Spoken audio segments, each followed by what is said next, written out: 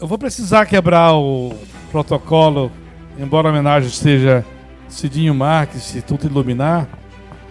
Eu vou chamar para receber comigo minha querida esposa, porque sem ela, nada que eu conquistei depois de casado teria acontecido.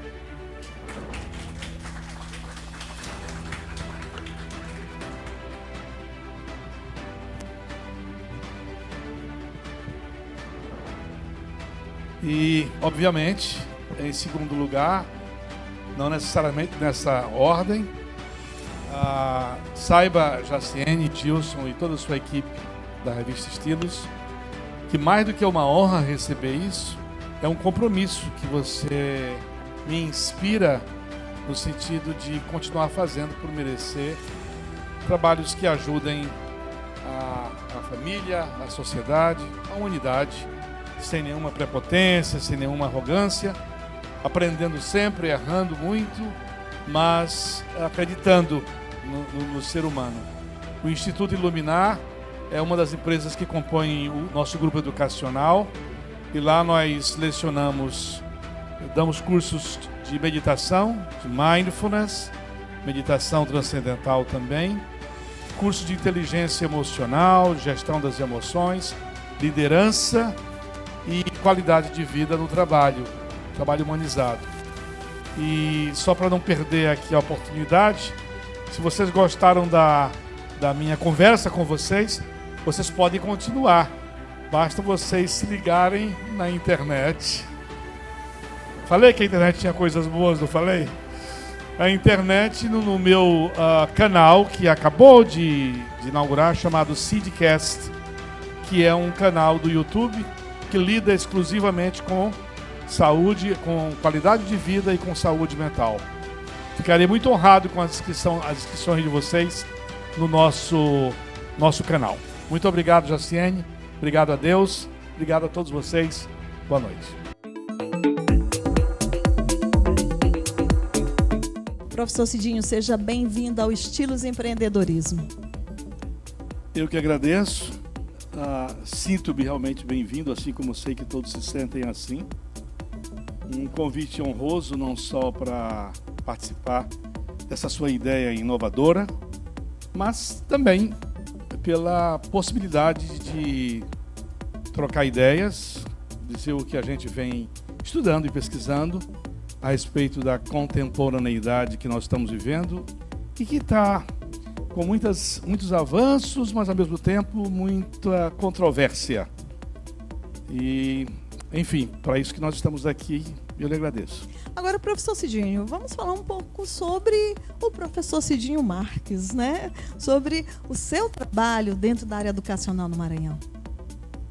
Bom, eu estou aqui com a minha esposa, Lu Marques. Hoje eu não sei se ela é a esposa do Cidinho ou o Cidinho que é esposo dela, porque ela tem adentrado esse campo da ação social e está fazendo um trabalho tão belo e que está repercutindo muito, né? Porque é uma ação social de verdade. E ela e eu, quando nós nos casamos, a gente casou na mesma época que nós adquirimos uma escola de inglês, que ainda existe no Brasil e aqui em São Luís, embora não seja mais nossa, o IASIG. Ficamos com o IASIG durante 42 anos. E ela era professora, eu também era professor. E aí essa história de começar a se juntar para preparar aula juntos, discutir as técnicas, terminamos nos casando. Mas eu estou contando essa história do casamento porque ao mesmo tempo que nós casamos, nós compramos o IASIG. Então nós casamos com uma missão social e ao mesmo tempo com uma missão empresarial. Daí eu já fiz várias faculdades, pós-graduações, etc. Ela fez administração, eu fui mais para a área da pedagogia e hoje estou no doutorado de psicologia e na formação de psicanálise. Mas eu sou, sobretudo, um estudioso do homem. Independente das faculdades que eu fiz, dos livros que eu li, eu sou apaixonado por estudar o homem, tentar entender o homem, o Homo sapiens, até porque ao entender o outro eu também me entendo, ou vice-versa. E sinto que, como nunca na história da humanidade, houve tanta necessidade de reflexão, de saber quem é este homem que está ocupando o planeta. Quem é este homem, quem é esta mulher, quem é este Homo sapiens que está ao mesmo tempo avançando em tantas coisas e se complicando em outras. Eu acho que isso não é só uma questão de vocação, é uma questão de responsabilidade social. Cada um de nós tem essa obrigação que começa em casa, na família, especialmente, e da família espalha-se pela vizinhança, que espalha-se pelo bairro, pela cidade, e assim a humanidade é composta. E eu sou apaixonado por isso. Por isso que não paro de estudar. Agora, professor Cidinho, quando nós fizemos esse evento, o tema empreendedorismo, a gente sabe que nós temos aqui os convidados, grande maioria deles, todos empresários, que diariamente estão à frente das suas empresas e que muitas das vezes se sacrificam, né, dentro da empresa e às vezes deixam a família de lado por algumas horas. E muitas dessas pessoas se sentem um pouco, eu vou, de modo bem popular, chateadas, talvez, por não dar essa atenção à família. Como hoje se pode trabalhar isso? Como se pode tirar um pouco desse medo, né? Dessa questão de não dar atenção à família? É uma equação difícil. Sempre foi. Sempre a vida familiar, a vida de casa foi levada para o trabalho indevidamente. E sempre as coisas do trabalho chegaram em casa também indevidamente. Quando a coisa é simbiótica, ou seja, como o casal e a família está bem, e esse bem-estar vai para a empresa, ótimo. Quando a empresa também está bem e o casal nem está tão bem, mas a empresa está bem, também há uma troca de energias, uma troca de motivação. Todavia, os tempos que nós estamos vivendo, na minha visão, estão oferecendo uma dificílima equação de trabalho em casa. E a pandemia chegou como uma espécie de acelerador de partículas. Todas as tendências que já existiam antes de dificuldades de se conviver, elas foram multiplicadas por uma razão muito simples e até um pouco paradoxal. Muitos casais diziam assim: puxa vida, que bom se eu pudesse passar o dia inteiro com você, meu amor. E ela dizia: que bom se eu pudesse passar a semana inteira aqui com nossos filhos, meu amor. E aí veio a pandemia, passaram quase que um ano, né? E muitos não aguentaram. Não é que o casamento em si era o problema, mas é que o ser humano precisa de sair das suas arenas.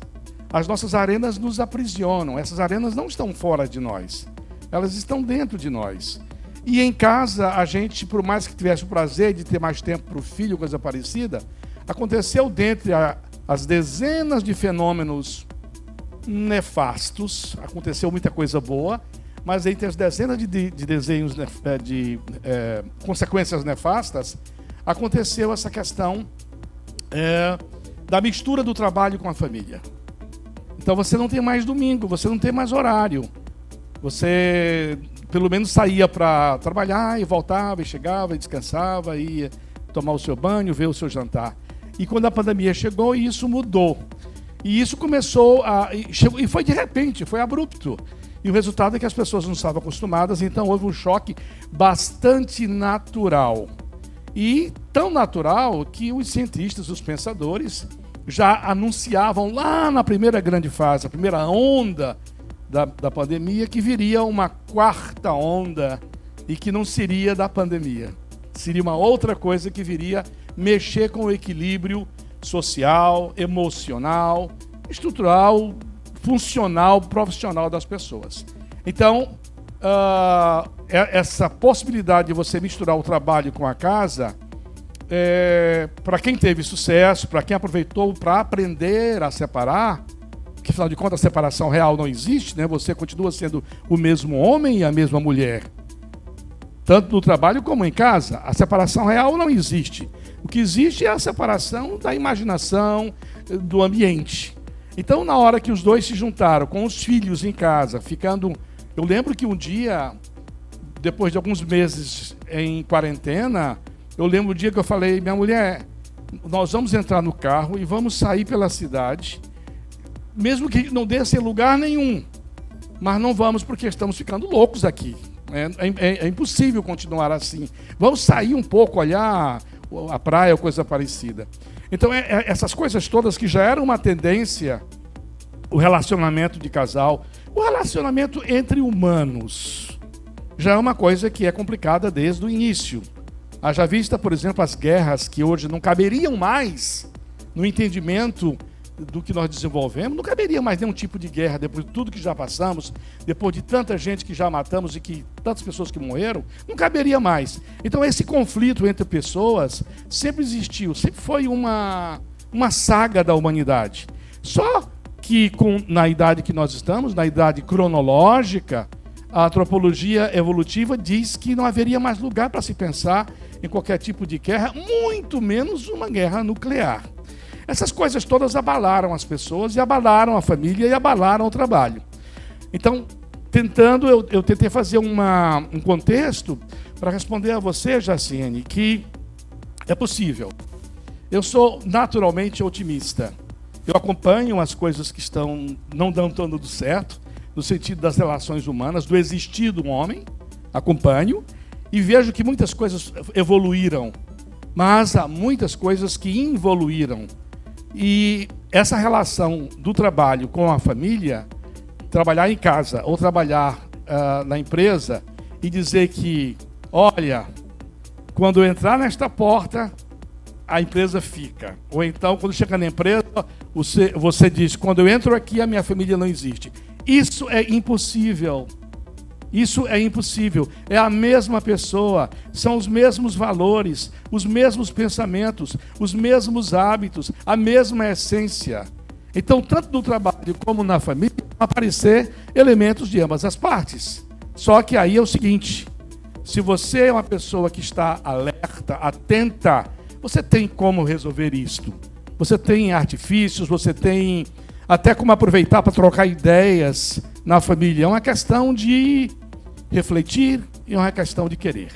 Agora, professor Cidinho, como é que o empresário ele pode resolver isso? Essa questão das tribulações do dia a dia, como é que ele pode dividir isso, né, para que não seja influenciado nem em casa e nem no trabalho? Porque, além disso, desse trabalho, ele tem milhares de empresários, milhares de pessoas, de colaboradores que estão ali trabalhando com ele. Então, como é que o empreendedor ele pode tentar evitar, né, essas pequenas decepções e influenciem na vida profissional e pessoal? Uma pergunta super interessante. Eu gostaria de ter 4, 5 horas para responder. Porque ela é muito complexa, mas ela é interessante e ela pode ser simplificada. Eu sou professor de Raja Yoga, professor de meditação, professor de gestão das emoções. Hoje em dia, trabalho muito mais com isso do que com a escola que nós temos, que é o COC, e a faculdade. Porque o IASG, como eu disse, já foi vendido para outra pessoa. Mas eu falei em meditação, falei em yoga, porque eu fui à Índia 2 vezes. E além de ter estudado na Índia, aprendido a meditar, e depois aprendi a ensinar a meditar na segunda vez, eu li muito sobre Gandhi, sobre Mahatma Gandhi, o famoso pacifista indiano que libertou a Índia dos ingleses. E ele tem muitos pensamentos que me guiam. E um deles serve para começar a lhe responder, que é o seguinte: os únicos demônios que existem estão mesmo dentro de nós. E é lá dentro que todas as batalhas devem ser travadas. Com essa resposta do Mahatma Gandhi, eu digo que, por mais problemas que você tenha de fora para dentro, esses problemas só existem porque eles existem dentro de você, dentro de nós, né? Não é o mundo que nos pressiona, somos nós que nos pressionamos. Porque se nós observarmos bem, há empresários que têm muito mais ocupação do que vocês, do que eu, e, no entanto, não vive tão estressado, não vive ansioso, tem, inclusive, tempo para a sua diversão. Uma vez conversando com um grande empresário paulistano, num jantar desses de empreendedorismo, essas coisas, eu perguntei: qual é o seu segredo? Você está quase com 80 anos de idade, e você tem uma jovialidade, uma energia e tudo mais, ele diz, eu incluo o meu direito de diversão, de espairecimento, de pacificação espiritual na minha agenda de trabalho. Então, por exemplo, quarta-feira que vem, pegou a agenda e ele disse, quarta-feira que vem eu tenho que ir ao cinema, vou ao cinema com a minha família, com a minha esposa. Então, se você arranja tempo para algumas coisas que as empresas exigem, se você quiser, você arranja tempo para espairecer. Uma coisa é certa, se as coisas estão mesmo dentro de nós, por que eu digo que estão dentro de nós? Porque nós é que percebemos o mundo sozinho não existe. As coisas não são nem ruins nem boas. Né? Ainda há pouco falava com meu querido vizinho, Dr. Bonifácio, que falava sobre o medo. E ele falou assim, o medo tem suas vantagens. Então, tudo na vida tem os seus dois lados. E o medo é uma delas. Até a raiva tem as suas vantagens. Até a depressão tem as suas vantagens. Quando a depressão não chega a ser patológica, é o início de depressão, ela leva a pessoa, por exemplo, a refletir muito sobre o que faz, sobre o que não faz, sobre como ela é. A raiva, se não fosse a raiva, você não teria energia de impulso para ir conquistar a sua vida. Agora, você pode pegar a depressão e colocar num campo só patológico e não sair dele e sucumbir. Assim como você pode pegar a raiva, em vez de dirigir para a construção, você dirige para a destruição. Então, voltando ao Mahatma Gandhi,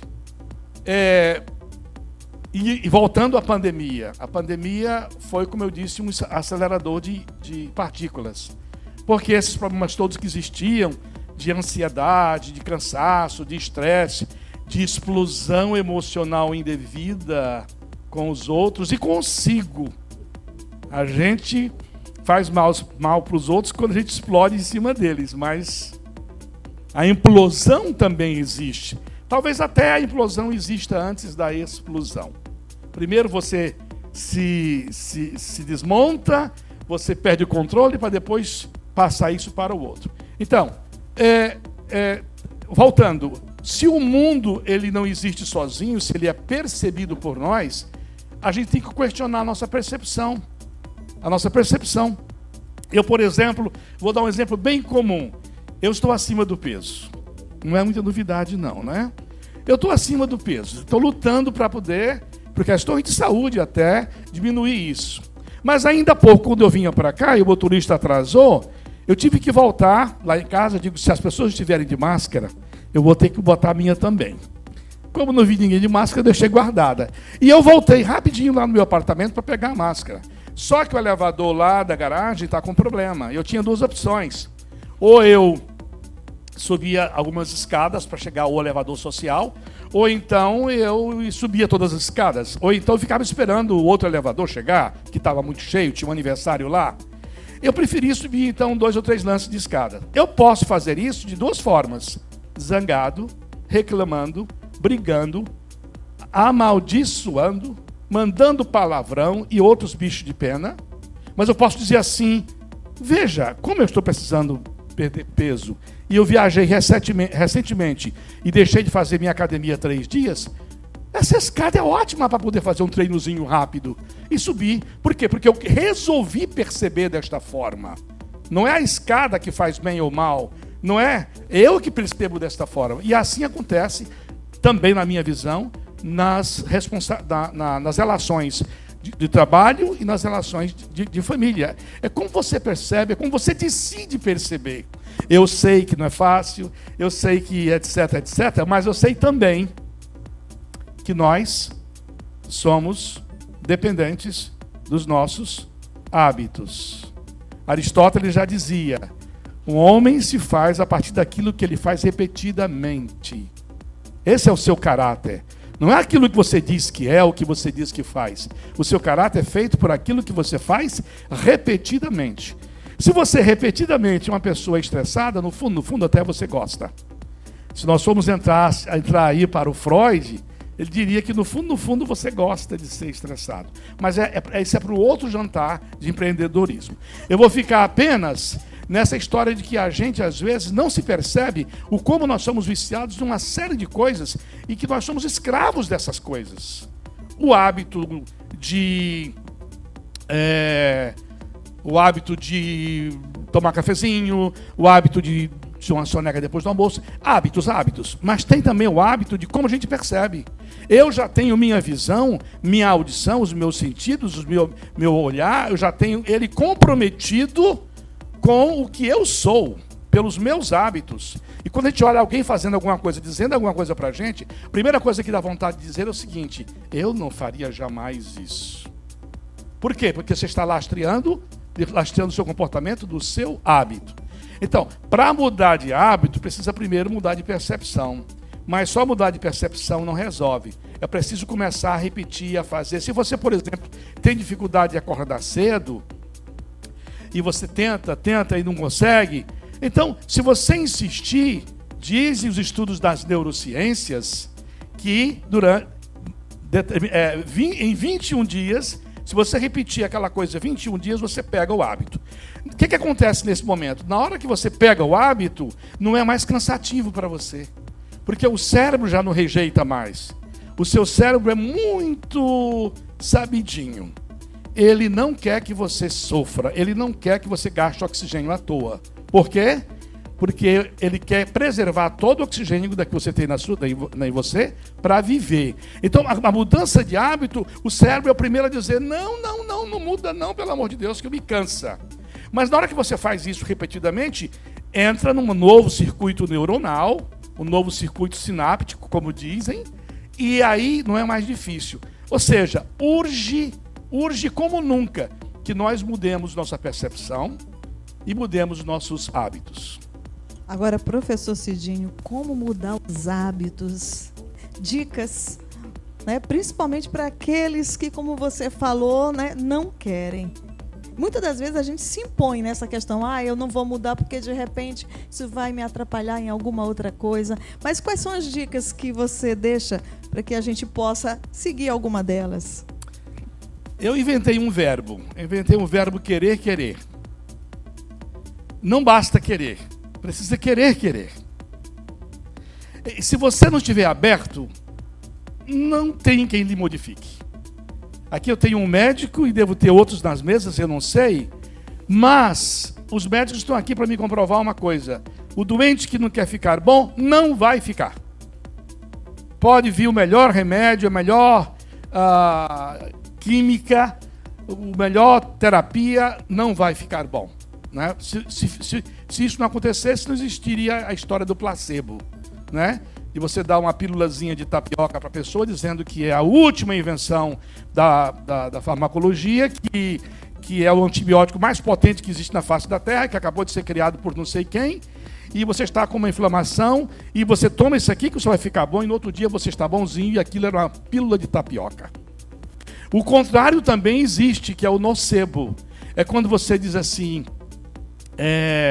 uma coisa que realmente funciona, como por exemplo o antibiótico, ele funciona, mas se você não acreditar, se você não se abrir, se você não quiser querer, se você se fechar, não vai fazer o efeito, pelo menos não fará o efeito que faria. Então a primeira dica é: pare e queira querer.